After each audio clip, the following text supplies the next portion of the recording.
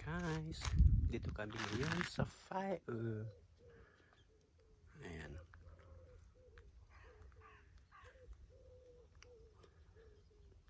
Tahimik. Kasi kami lang yung bisita dito sa ngayon. Dahil yung iba tapos ng kanilang vacation. So kami na lang natitira. So actually guys, nag-iwan ako ng 1 week na bakasyon para makasama ko sana si Michael.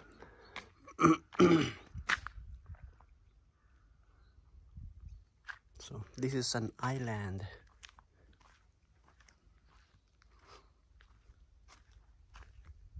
The equipment.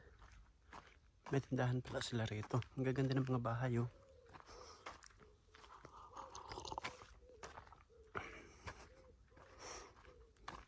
Ganito guys yung mga bahay dito. So I'm sure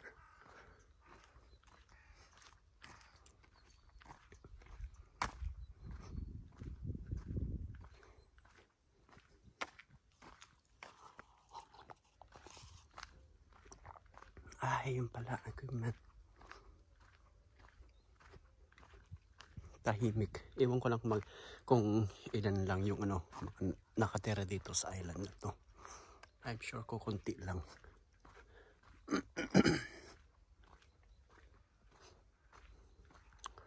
So alam nyo ba guys, dito sa sa Denmark may pusa.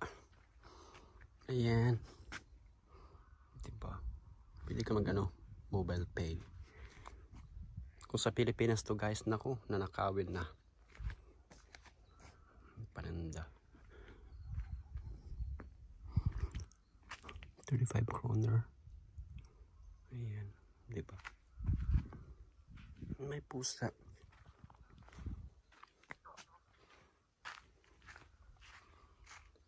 Hello.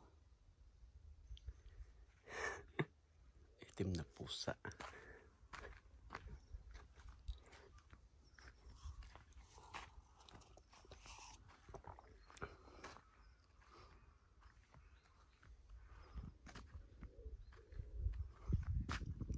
So ganito guys mga bahay dito.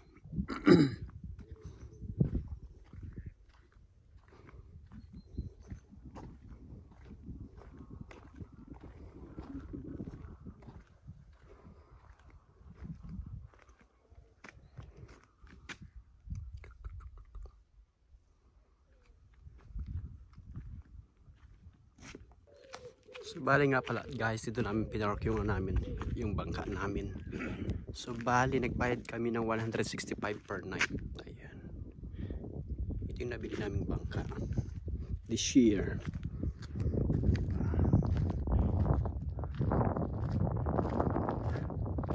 At ayan ang aking driver. So, I'll show you around guys. So walang gaanong mga bakasyonista dahil tapos ng kanilang bakasyon. Pero kami lang natira. Ayan, ni Michael. Ayan, dito kami naligo. Dito ako naligo kanina. Ang ganda. Malinis. So magbayad ka lang ng 165 kroner for 1 night. Tapos ayan.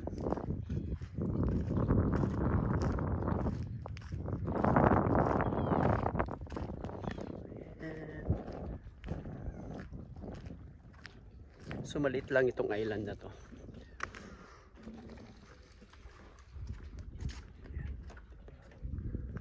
Tapos dito yung kung gusto mong bibili ng para sa bangka mo.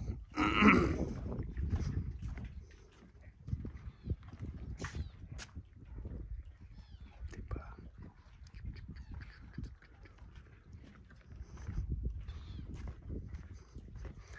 Tapos guys, sa mga mahilig matulog sa nature, may sila rito, shelter na tinatawag. Basta may ka lang, kumot, unan. free yun na mag-stay. So walang bayad.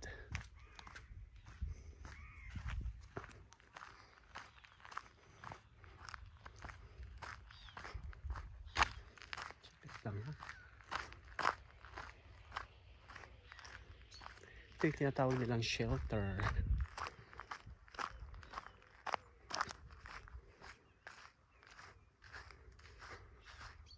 Sana may ganito rin sa Pilipinas.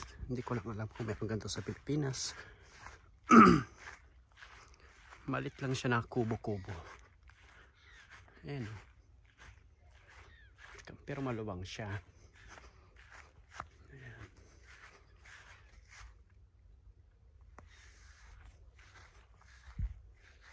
Ayan o. Diba?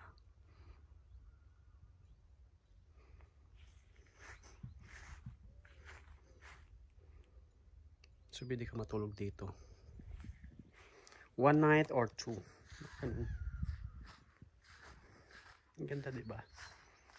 Matinis.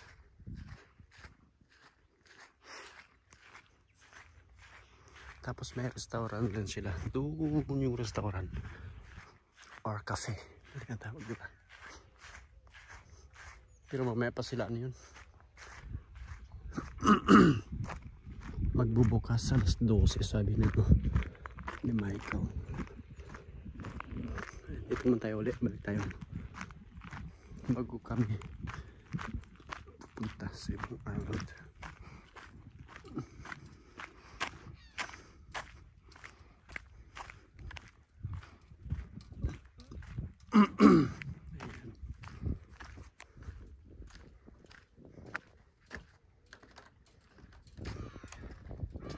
Ganda, diba?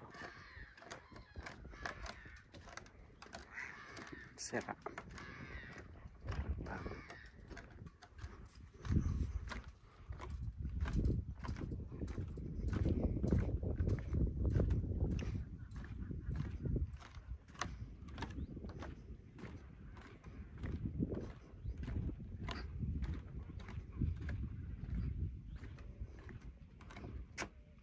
So, yan.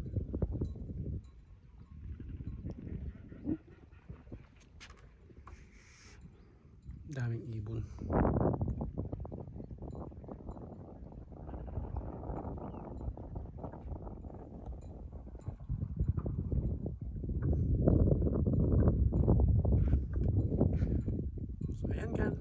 So, yan lang guys.